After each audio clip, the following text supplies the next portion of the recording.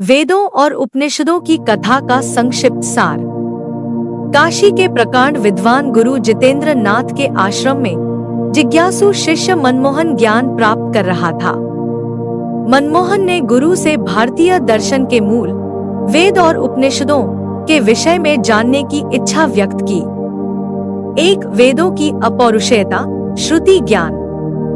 मनमोहन ने पूछा कि वेद किसने लिखे।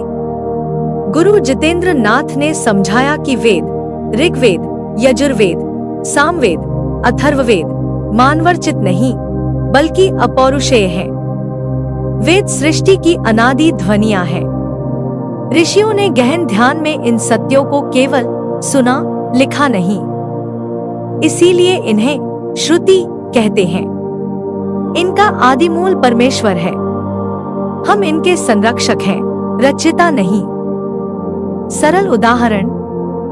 गुरु मनमोहन, क्या तुम जानते हो कि गुरुत्वाकर्षण का नियम किसने बनाया? मनमोहन, सर आइजैक न्यूटन ने। गुरु, नहीं, न्यूटन ने उसे खोजा। गुरुत्वाकर्षण का नियम तो न्यूटन के जन्म से पहले भी काम कर रहा था। उसी तरह ऋषियों ने वेदों के सत्य को खोजा या सुना, उन्होंने इन्हें बनाया नहीं। निष्कर्ष, वेद नियम की तरह है, खोजकर्ता की रचना नहीं। 2, वेदों में दार्शनिक तत्व, ऋत और एकात्मवाद। मनमोहन ने वेदों के दार्शनिक सार के बारे में जानना चाहा। गुरु, वेदों के 2 स्तंभ हैं, एकेश्वरवाद और ऋत। एकेश्वरवाद, एकात्मवाद। वेद भले ही कई देवताओं की स्तुति करते हैं, पर उनका मूल सत्य एक ही है। ऋग्वेद कहता है, सत्य एक है, विद्वान उसे अनेक नामों से पुकारते हैं, सभी देवता उसी एक परम सत्ता के रूप हैं। ऋत का सिद्धांत, यह ब्रह्मांड की अटल व्यवस्था है। यह ब्रह्मांडीय व्यवस्था सूर्य का उदय, ऋतु चक्र और नैतिक व्यवस्था, सत्य, न्याय दोनों को दर्शाता है। वेदों के अनुसार हमें इस ऋत के अनुरूप जीना चाहिए। सरल उदाहरण। एकात्मवाद। देखो, इस पानी को हम कई नामों से पुकारते हैं, गर्म होने पर भाप, ठंडा होने पर बर्फ और सामान्य अवस्था में जल। ये तीनों रूप अलग दिखते हैं, पर इनका मूल तत्व एचो एक ही है। उसी तरह इंद्र, अग्नि और वरुण उस एक ही परम सत्य ब्रह्मा के अलग अलग रूप हैं। ऋत व्यवस्था। यदि तुम आज बीज बोते हो तो कल तुम्हें फल नहीं मिलेगा। फल सही समय पर ही आएगा। सूर्य हमेशा पूर्व से उगता है। यह प्रकृति की अटल व्यवस्था है। ऋत यही सिखाता है कि जिस तरह प्रकृति नियम से चलती है, हमें भी सत्य और न्याय के नैतिक नियम से चलना चाहिए। 3, उपनिषदों का दर्शन, आत्मन का स्वरूप, वेदांत। मनमोहन ने वेदों के अंतिम भाग, उपनिषदों के बारे में पूछा। गुरु, उपनिषद वेदांत, वेदों का अंत निष्कर्ष है, जो गुरु के समीप बैठकर प्राप्त किए जाने वाले रहस्यमय ज्ञान है। इनका मुख्य विषय है आत्मन।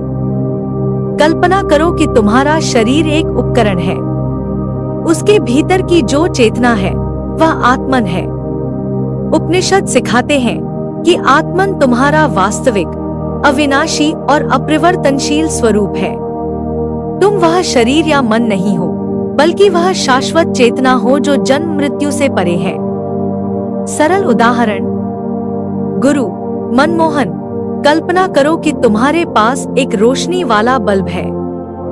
बल्ब, ग्लास और फिलामेंट तुम्हारा शरीर है, और रोशनी जो उसमें से निकल रही है वह आत्मन, चेतना है।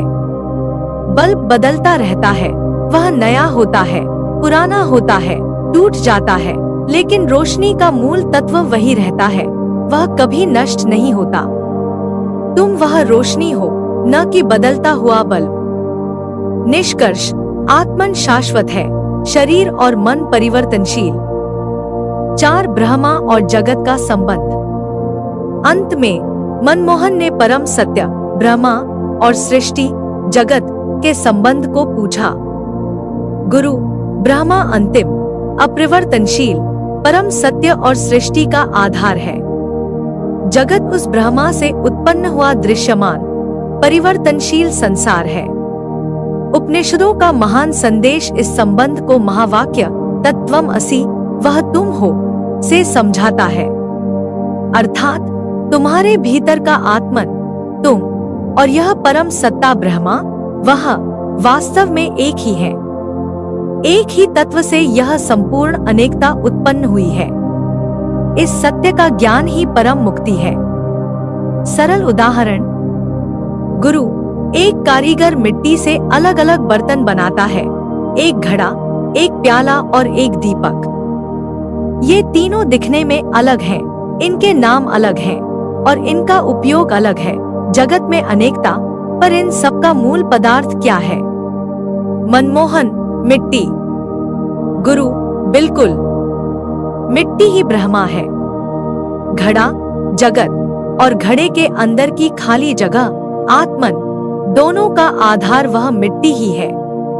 उपनिषद कहते हैं कि अगर तुम घड़े के रूप को भूलकर उसके मूल तत्व मिट्टी को जान लेते हो, तो तुम्हें परम सत्य का ज्ञान हो जाता है।